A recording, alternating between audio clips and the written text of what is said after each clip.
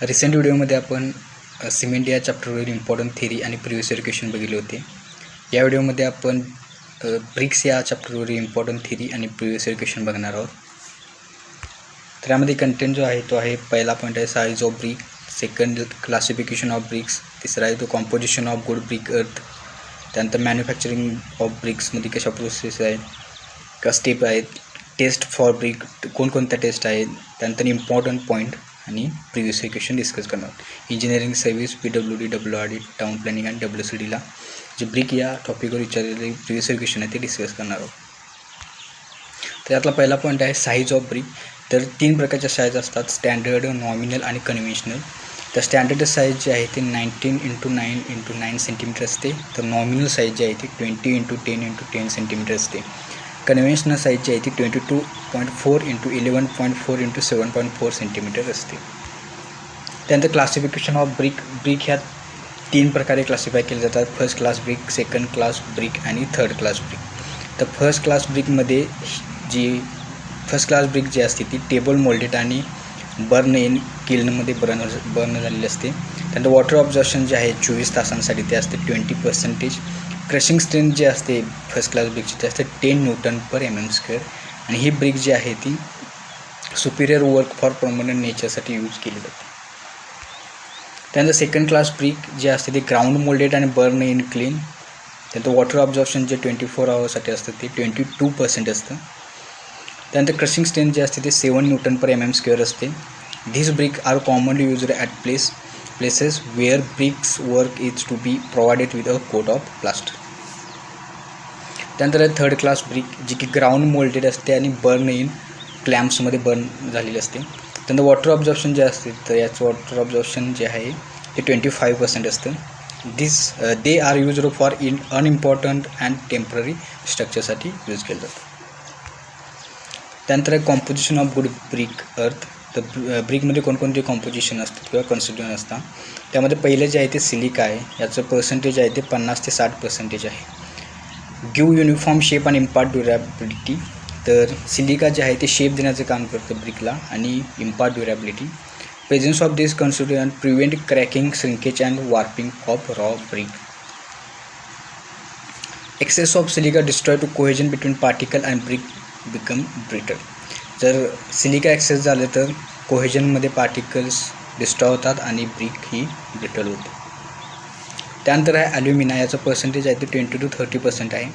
It absorb water and impart plasticity. Most important आहे, एक तर वॉटर ऑब्झॉर्ब करतं आणि इम्पार्ट प्लास्टिसिटी. बऱ्याच एक्झाममध्ये क्वेश्चन विचारलेला आहे की प्लास्टिसिटी कशामुळे येते, कोणत्या कन्स्टिट्यूएंटमुळे येते ब्रिकला, तर ती ॲल्युमिनामुळे येते. Excess causes crack in brick, drying become too hard. लाईमचं पर्सेंटेज लेस दॅन 10% आहे. It prevents shrinkage on drying. आणि मॅग्नेशियाचं पर्सेंटेज आहे ते लेस दॅन 1% आहे. त्यानंतर चौथा पॉईंट येतो तो मॅन्युफॅक्चर ऑफ ब्रिक. तर ब्रिक मॅन्युफॅक्चर करताना ज्या प्रोसेस आहेत का स्टेप्स आहेत त्यामध्ये पहिली स्टेप आहे ती preparation of clay. Clay of brick is prepared in the following order. First unsoiling केलं जातं, त्यानंतर डिगिंग केलं जातं, त्यानंतर क्लिनिंग केलं जातं, त्यानंतर वेदरिंग केलं जातं, मग ब्लिडिंग होतं. ब्लिडिंग म्हणजेच मिक्सिंग ऑफ इन्ग्रेडियंट.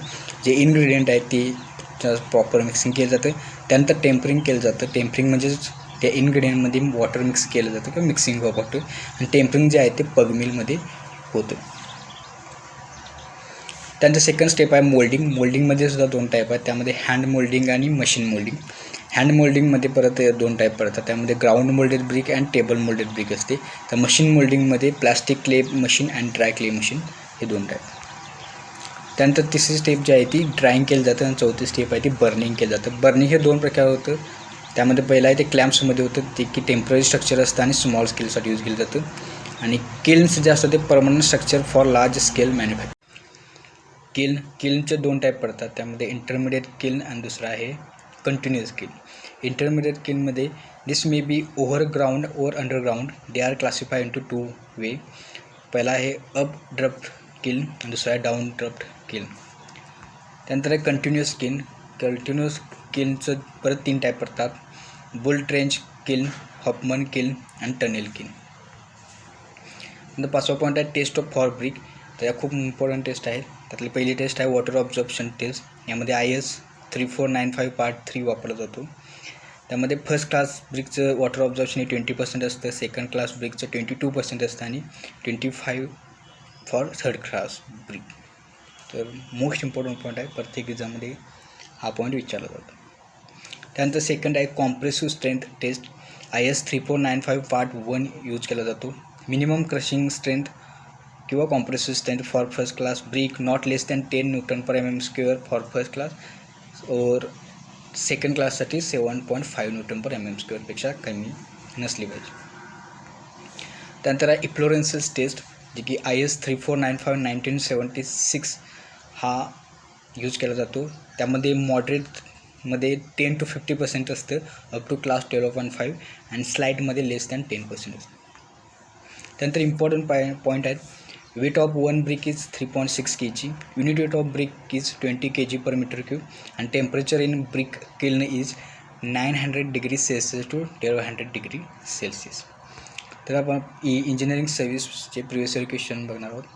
त्यामध्ये पहिला क्वेश्चन आहे, a good brick should not be absorb water by weight more than option A 10%, option B 20%, option C 25% और ऑप्शन डी 30%. तर आपण पाहिलं होतं की good brick should not be absorb water by weight more than 20%.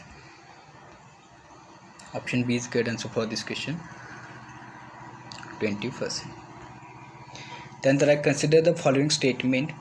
First statement I about 25% of alumina in brick earth impart the plasticity necessary for molding bricks into required shape.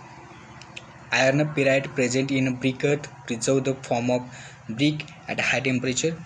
Presence of weeds in brick earth make the brick unsound. त्यामध्ये पहिलं जे statement आहे, म्हणजे कुठलं statement correct आहे हे सांगायचं आहे. त्यातलं पहिलं स्टेटमेंट करेक्ट आहे, कारण ब्रिकचं ॲल्युमिना जे आहे ते प्लॅस्टिसिटी देण्याचं काम करतं. सेकंड स्टेटमेंट रॉंग आहे. आयर्न पिराइट जे आहे present in brick earth preserve in the form of brick at high temperature, हे रॉंग स्टेटमेंट आहे. आणि तिसरं स्टेटमेंट हे करेक्ट आहे. Presence of weeds in brick earth make the brick unsound. तर करेक्ट ऑप्शन आहे option B. 1 and 3 statement correct आहे. त्यानंतर considering the following stages in the manufacturing of bricks. या स्टेजेस दिलेल्या आहेत, वेदरिंग, मोल्डिंग, टेम्परिंग आपण बघितलेलं आहे. The correct sequence of this stages in the manufacturing of brick, the correct sequence लावायचं. तर यामध्ये पहिली जी स्टेप असते ती वेदरिंग असते. So first step is weathering, then tempering केलं जातं आणि देन मोल्डिंग केलं जातं, आपण बघितलेलं आहे थिअरीमध्ये. So 1, 3, 2 option C is correct answer for this question. The most important purpose of frog in a brick is to option A emboss manufacturer name, option B reduce the weight of brick, option C form keyed joint between brick and mortar, option D improve insulation by providing halos. So correct answer for this question option C, form keyed joint between brick and mortar मध्ये join होण्यासाठी frog वापरला. फ्रॉगचा तो main purpose.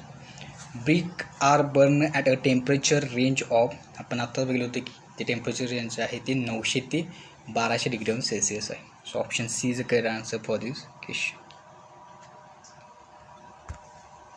त्यानंतर the minimum compressive strength of first class brick should be. So minimum compressive strength आहे first class ब्रिकची जी आहे ती 10 Nm/mm² आहे. So option D is correct answer for this question. Refractory brick resist, option A high temperature, option B chemical action, option D dampness और option D all of the above. तर रिफॅक्टरी BRICS हे सगळंच resist करतं, high temperature पण, chemical action पण आणि dampness पण. Correct answer for this question option D. त्यांना when first class brick is immersed in cold water for 24 hours it should not be absorb water by weight more than 20% असणार option बी. So आपण खूप important point आहे हा water ऑब्झर्वेशनचा, बऱ्याच एक्झाममध्ये repeated विचारलेला. Which of the following nominal size of the standard modular ब्रिकची nominal size विचारली आहे. तर नॉमिनल साईज ही 20 cm × 10 cm to 10 cm असते. So option C is correct answer for this question.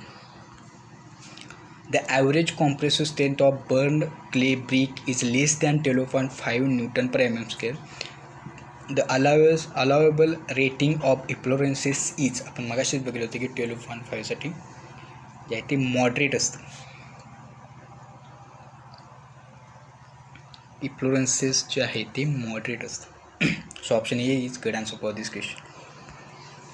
The standard size of brick, so it is a very simple question. So 19 centimeter into 9 centimeter 9 centimeter standard size आहे. Option B is correct answer for this question. त्यानंतर as per IS classification the minimum compressive strength of first class brick should be. So first class brickची minimum compressive strength विचारला आहे तो 100 kg per centimeter square किंवा 10 Newton per mm square असं सुद्धा म्हटलं जातं. So option B is the correct answer for this question. Efflorescence of brick is due to, so efflorescence जे असतं ते कशामुळे होतं तर option A excessive burning of brick, option B high silt content in brick clay, option C high porosity of brick और option D soluble salt present in a parent clay. So soluble salt present in a parent clay is correct answer for this question. So option D is correct answer. त्यानंतर आपण state जी एक्झामसाठी विचारले जे previous question हे आहेत ते बघणार आहोत. त्यातला पहिला क्वेश्चन आहे the main function of alumina in brick earth is.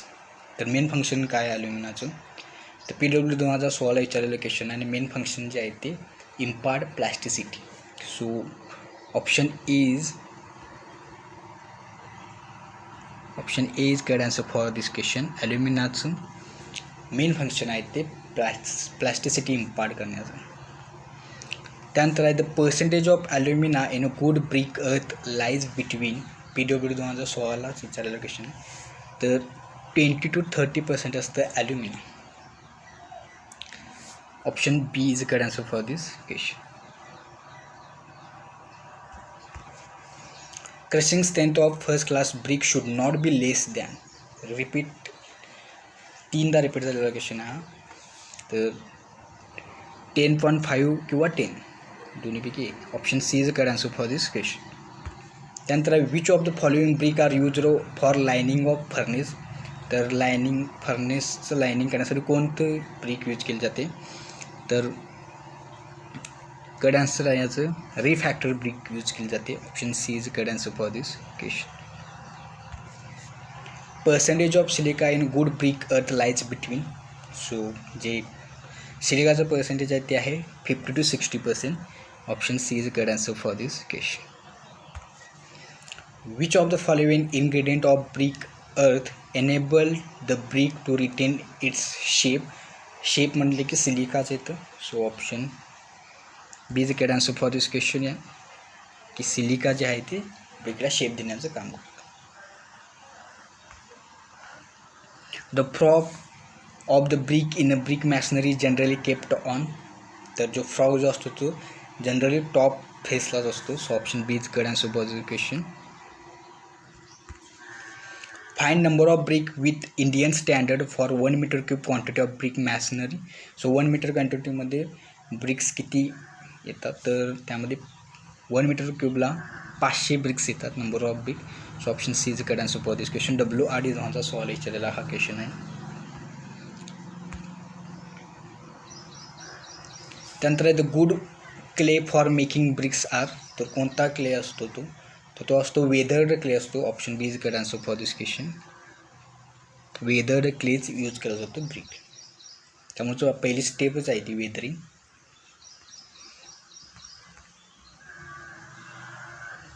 पग mill is used for preparation of clay, moulding of clay, drying of brick and burning of BRICS. तर पग मिल जे आहे ते प्रिपरेशन ऑफ क्लेसाठीच यूज केले जाते. Option is correct answer for this question. Field test to determine soundness of the burn bricks. तर साऊंडनेससाठी कोणती फील्ड टेस्ट वापरलं तर साऊंडनेससाठी striking 2 bricks again each other and listening the sound ही टेस्ट फील्ड टेस्ट यूज केली जाते. So option 4 हा करेक्ट आहे. WRDलाच विचारलेला आहे. WRD सोळा नेक्स्ट शिपला विचारलेला क्वेश्चन आहे की फील्ड टेस्ट टू जज hardness of burn clay brick. तर हार्डनेस आपण कशा प्रकारे बघतो, कोणती फील्ड टेस्ट यूज करतो. तो हार्डनेससाठी आपण striking two bricks against each other, scratching the surface of the brick with nails. नखाने आपण तो ब्रिकचा सरफेस स्क्रॅच करतो आणि त्यानं हार्डनेस मिळतो. तो ऑप्शन 2. त्यानंतर फील्ड टेस्ट टू जज टफनेस. तर WRD-JEEलाच विचारलेला क्वेश्चन हा नेक्स्ट शिपला विचारलेला क्वेश्चन आहे. तर टफनेस आपण कशाप्रकारे करतो. तर टफनेससाठी आपण dropping it on the ground from height of around 1 metre म्हणून आपण ती ब्रिक ड्रॉप करतो आणि त्यावरून टफनेस मिळतो.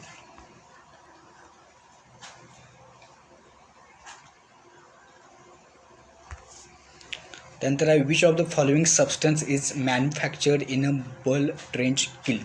तर बल ट्रेंच क्लीन हा कंटिन्युअस क्लीनचा टाईप आहे. आपण बघितलं होतं क्लीनच्या टाईपमध्ये. तर हे ब्रिकसाठी यूज केलं जातं. सो ऑब्वियसली चान्सेस जे असणार आहे ते ऑप्शन ए असणार. त्यानंतर आहे the plasticity to the mold brick in suitable shape and size the given by which of the following compound. So obviously plasticity चाललेलं आहे. तर प्लॅस्टिसिटी ही ॲल्युमिनानेच मिळते. So option B is good answer for this question. Thanks for watching. For more video subscribe my YouTube channel.